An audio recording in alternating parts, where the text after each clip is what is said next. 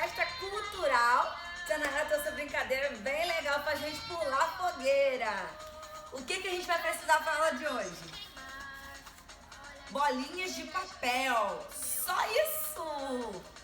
Você pode usar papel que você tem de alguma folha velha em casa pra gente economizar. O meio ambiente agradece. Coloca a sua fogueirinha aqui, vamos montar uma fogueira. Aqui, ó, os papeizinhos arrumados, a gente faz de conta que os papeizinhos são a nossa lenha. E a gente vai pular nessa fogueira.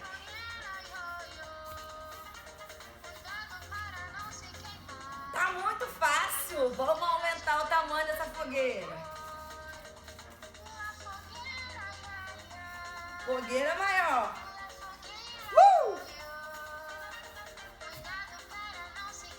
Tá fácil. Vamos aumentar essa fogueira, galera.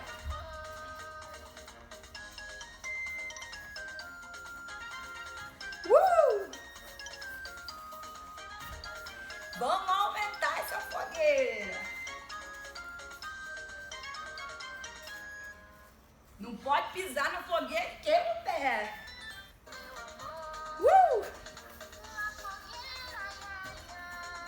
Vamos aumentar essa fogueira. Até onde a Nayara consegue pular?